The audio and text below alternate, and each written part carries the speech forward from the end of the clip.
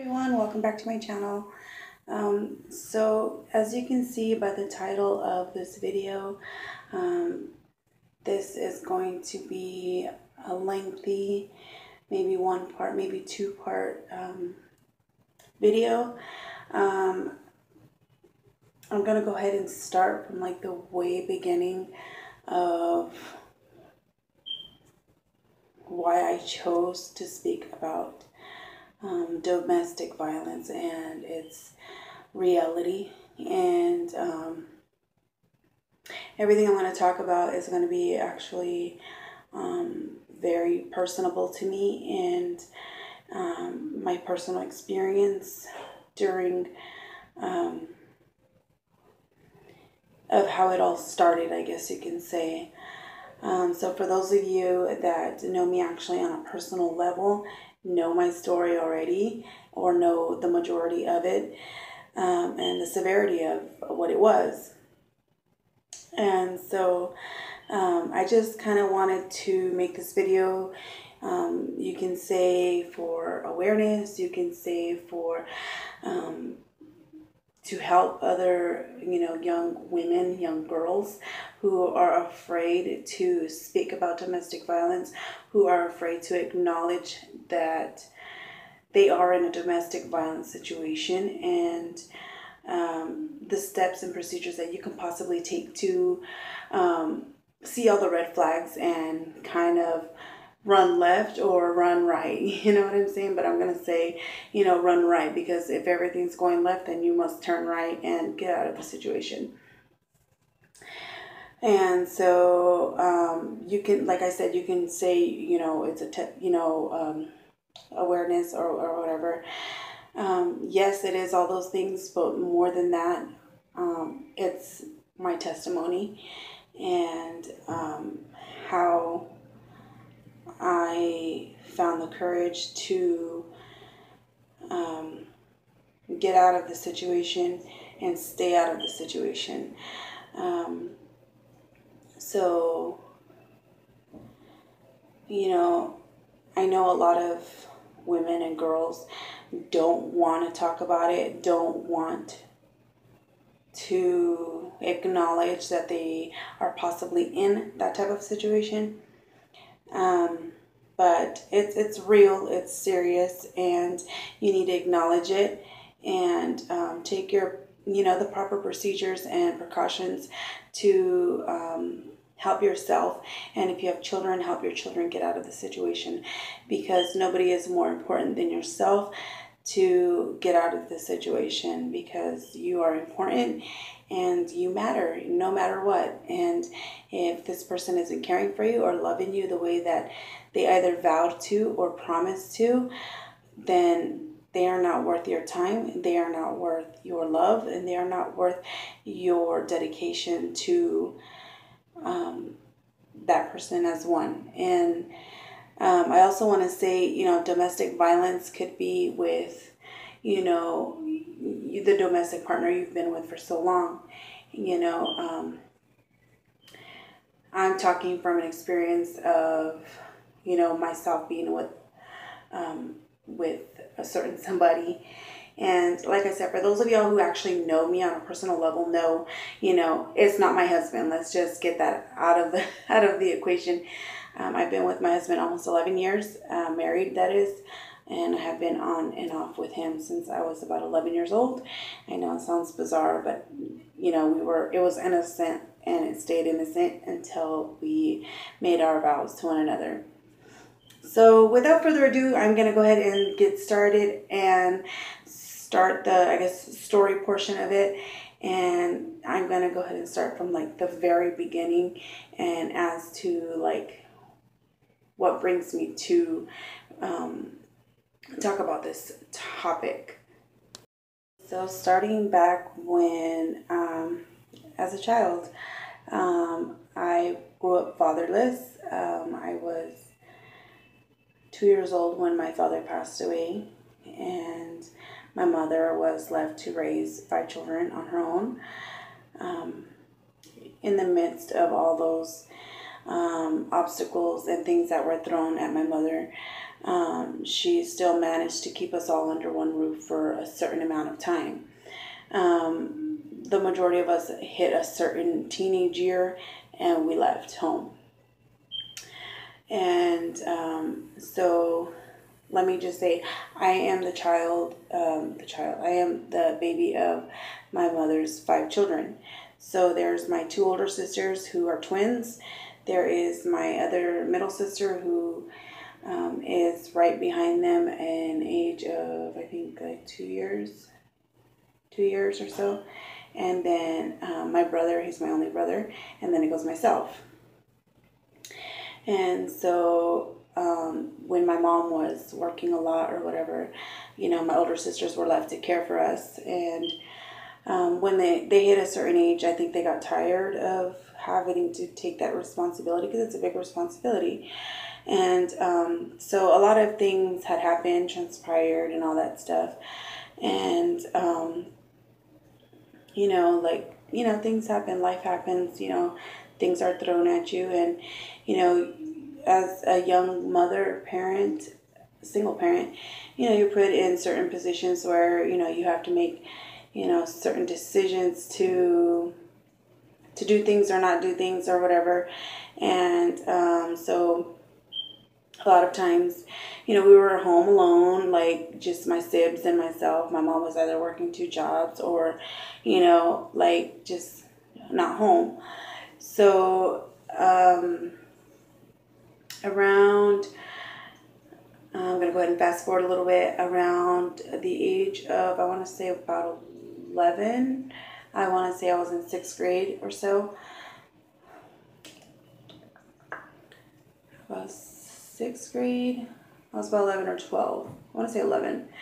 I had made the decision to start attending a Christian church near our home, because things were just so confusing for me, because my mother was living one way, and I was trying to be righteous as I could be. And because we knew about God. We were growing up, when we were growing up, we were actually, we went to a lot of churches. We went to a Catholic church, we went to an apostolic church, and for the most part we were raised apostolic. When I started going to church on my own, I made the decision to choose Christianity. And to this day, I'm still the only one out of all my mom's children who chooses Christianity, which is okay. I mean, as long as you have faith in God and believe, then, I don't feel like a certain denomination restricts you from, from heaven or from, the Lord's, love for you. As long as your love for Him is pure and righteous, then, that's pretty much how I see it. But like I said, I chose at a young age to go to church, and so I did. I would go to youth every Wednesday night, and every Sunday morning and Sunday night I attended church. Even when I was in trouble, my mom was like, "No, you're not going to go," because sometimes that's what she used to hurt me, because she would be, I think if I got in trouble, her way of, disciplining me was, "You're not going to church." And it sucked, let me tell you. A lot of times I cried so much, but that was one of the ways she would keep me from doing what I felt at the time, my heart, where I needed to be. So about 6 months into going to this church, I ended up meeting my husband. And so, we meet, whatever, and, time goes on, we start dating, we date for about 1.5 years, then we break up. So the breakup was pretty traumatic for me.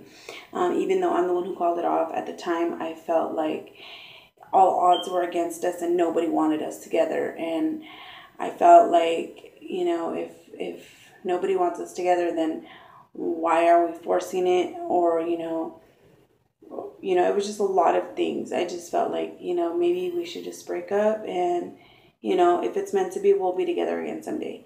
And if we're not, then, it was just puppy love.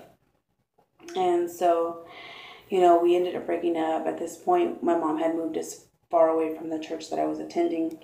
And so we lived out in the country.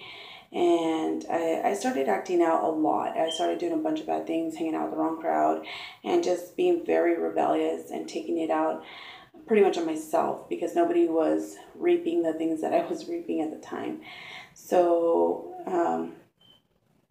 time lapsed. A few years had gone by, and I end up, meeting one of our neighbors, and I end up being cool with her. She's way younger than me, and she has a few brothers, and her mom's single as well. And so right there you feel like, oh, we're kind of have the same story kind of deal.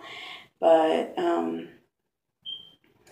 long story short on that part, I ended up being her babysitter. And so sometimes her mom would go out with my aunt.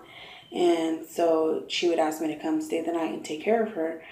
And so I would go take care of her. And, one thing led to another. I ended up seeing her brother, and I was like, oh yeah, he's kind of cute, whatever.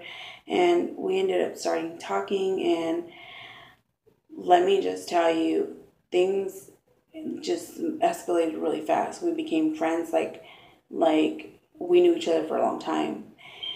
And that wasn't the case. This person, our friendship revolved around pretty much smoking weed and drinking all the time. And one thing led to another one summer night, literally. And next thing you know, we end up becoming an item. And everyone's against it. And everyone was against it because he was a grown man and I was only 15 years old. And, clearly that's a problem for anybody, right? So, against everybody's wishes, we remained together, and I ended up getting pregnant. When I got pregnant, his brother had a girlfriend at the time who wasn't really fond of me, nor I of her at that time. That story is just weird. And I were friends, and then somehow, some way down the line, we just became total enemies, and we could not stand the sight of one another. So when I was over there visiting this person, his brother would have his girlfriend over. Mind you, I'm already pregnant with this person's first child and my first child. And I remember some point in that beginning stages of my pregnancy, she had made remarks and continued to make remarks about jumping me and killing my baby, my unborn child. So me thinking, okay, if I get in a fight and I lose my child, I need to let this person know. So I ended up kind of giving them a little hint, hey, we can't stand each other's guts. She's made some threats, and she said that, if we fight, that, we're going to make sure, she's going to make sure that, I lose my child. So I just want to give you a heads up that we might fight and something's going to happen. So I just want you to know. And from now on, I don't want to be invited to any of y'all's family barbecues or family events if she's going to be there, because I know it's going to be a red light and we're going to be like freaking animals. And it's not going to stop until one of us sees blood. I know that for a fact. And so, he ends up asking his brother, or telling his brother, I don't know how that story went, because when everything had transpired and me telling him, I never would have thought in a million years that me telling him and warning him, I'm going to friggin' probably fight this girl. It never clicked in my mind that the actions he was about to take were going to spiral down the way they did. So, he had invited me over, and then I don't remember who had told me that she was going to be there, but I was like, well, I don't want to be there if she's going to be there, so I'm going to just chill at home. at the time we lived just down the street from each other, and he was just like, well, okay, well, fine, I'll make sure she leaves before you come over. And I was just like, it's all good, just call me when she's gone, the barbecue, whatever's over, and we'll chill. So I just remember getting into the shower, and I literally remember this day like it was yesterday, because it was just so unreal to me. I should have seen all the red flags, but I ignored them, because I remember seeing the anger in his face when I told him, but I never thought anything like too deep into it. I was just like, oh, whatever, he's pissed, it's whatever. So I ended up showering, and I'm in the shower, and then next thing you know, I hear pounding at my bathroom door, and I'm just like, what the hell is going on? And I just hear like a muzzled, open the door. And I'm like, who is it? And he's, he says his name. He's like, open the door. And I'm just like, okay. So I open the door, and then he hugs me really tight, and he says, I'm probably going to go to jail, and I'm probably going to go to prison. I just want to say I love you, and take care of my baby. And I was just like, what's going on? Like, what happened? What's going on? And I remember him saying clearly, like, I beat her, and then ASS. And I'm just like, what? Like, what? He goes, I told my brother to tell her to leave, and he wouldn't make her leave. So I was just like, I was still puzzled at this point as to what the heck he was talking about, because I was like, I don't compute what's going on, And so he had told me, like, I beat up my brother's girlfriend. And I just remember being like, what? What do you mean you beat her up? And he was like, yeah, I beat her up, and I beat her up really bad. And that should have been more than a red flag, I just remember feeling confused, like, why would you beat her up? And he was like, I told her to leave, and she said she wasn't going to leave. And from there, I don't know the details. Till this day, I don't know the details. I don't want to say I don't care, but I don't care to get too deep into what had happened that day. I just know bits and pieces of it. Long story short, he was an adult, and he put his hands on a minor, and he already had a minor pregnant, which was myself. So all odds were against him at that moment. I remember when the sheriffs went and picked him up, and thinking to myself, like, is this for real? Like, is this really happening? And, I was so young, I was so naive, and I was just like, no, he did it because he was trying to protect my baby, and I was just sticking up for him and covering up for him, and just in my mind, I guess you can say it was out of love, oh, he cares, he really cares. So I thought. I remember the sheriff. To this day, I still remember his name, but I don't think I should say it on here. I just remember he's told me, like, you need to be careful what you're asking for, and I don't think this is the situation that you need to be in. He was like, you're very young, you're too young. And I remember I just stood there and I was crying, like, is this really happening? Like, what's going to happen? Like, what's going to happen? I'm about to have a baby by myself, and he was just like,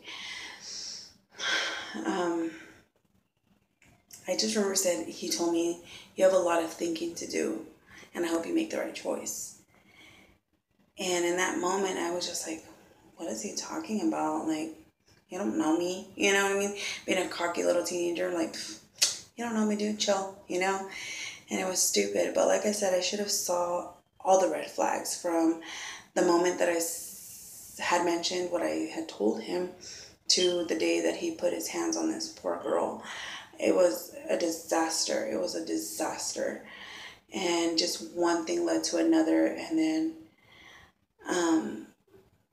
a few months had gone by, and obviously my belly's growing, my baby's growing. And I remember, when he would do the jail talks, he would have these moments where he would just flip out and, like, curse me out on the phone.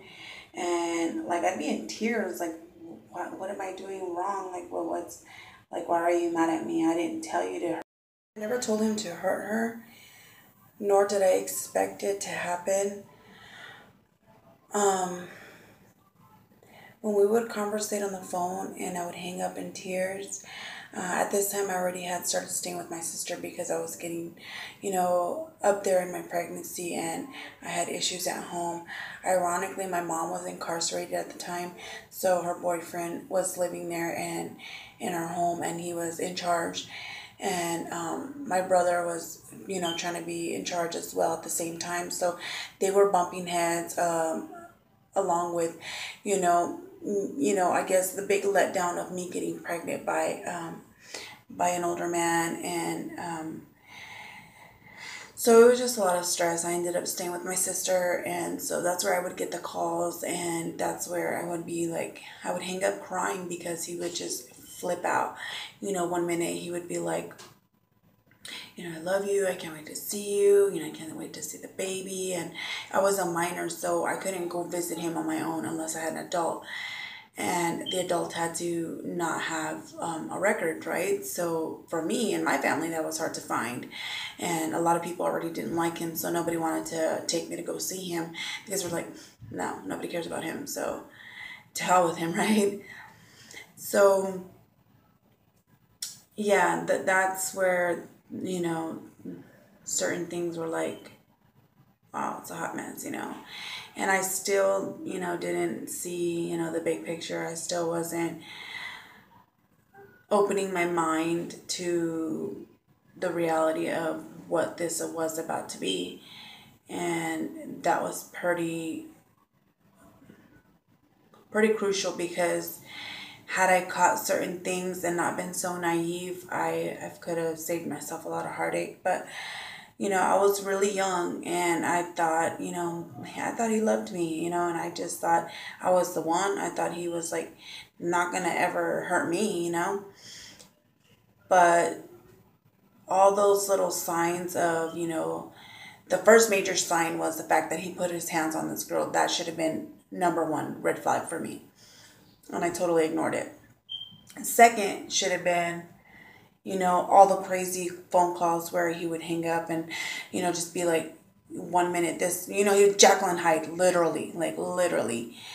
And when I say literally, I mean literally. It's not even funny. Like, I'm laughing because I still trip out that I even went through that, to be honest. Yeah, it was crazy. I don't know. Forward, I'm about 8 months pregnant. He gets released. He's incarcerated most of my pregnancy, and he is released about 2 weeks or maybe even a week prior to me giving birth. I remember the night before I actually had my baby, I had a false labor, I guess, alarm, um, which wasn't technically false at all. I was just, my labor was just starting slow, like my bag was leaking, and then they sent me home. They're like, no, you're good. And I remember asking him, like, are you going to go to the hospital? Are you going to be there? And he was like, oh, you're not going to have the baby anytime soon. And I was like, no, the baby's going to come. And I remember my mom telling him, like, no, the baby's going to come. Like, it's time, like her bag's leaking.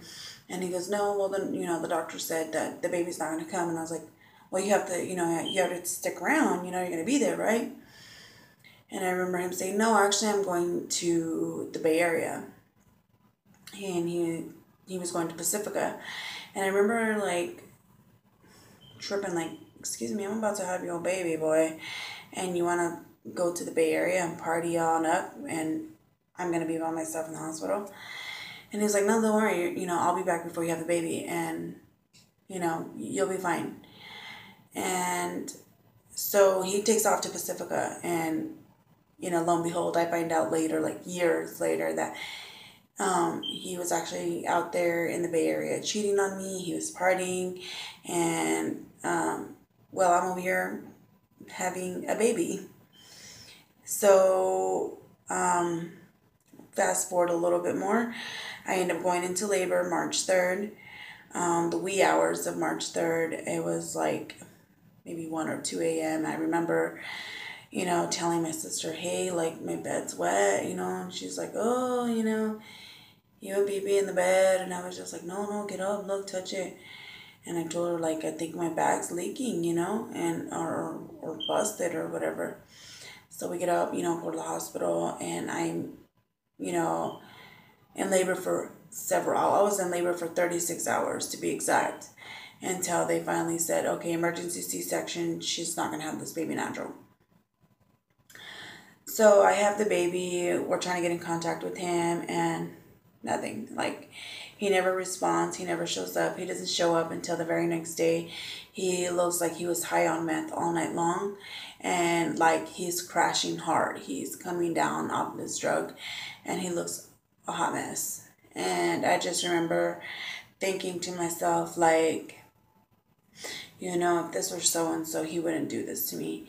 And I remember telling my mom, like, if I was pregnant by Gabriel, which is my husband now, he would be here. And my mom was just like, don't say that, and I was just like, no, like, I'm serious. If this was his baby, like, he would be right here the whole time. And I just remember crying because I'm like, he is a thing of the past. The person that I love is not even mine. I'm pregnant by somebody else, wishing I wasn't at that very moment, because he left me high and dry, and I just had a baby and I'm by myself, and like, I'm a mess because things are going through my head that I'm just like, what did you do, Lorena? What did you do? Like, is this the right thing? Is this the wrong thing? So I remember he's sitting there, and one of the nurses comes in, and she's like, are we going to talk about adoption? And I remember, like, saying, what do you mean adoption? And she was just like, oh, I was told you were giving your baby up for adoption. And I was like, no. And then he just kind of gave me this, like, real ugly look, like, really, and I was just like, no, I'm not. I don't know why they said that to you. I would never just give my baby up. And so obviously I did not give my baby up for adoption. So fast forward, the hospital stay and everything. I was released. I go home. I ended up staying with my mom for the first few months of my pregnancy.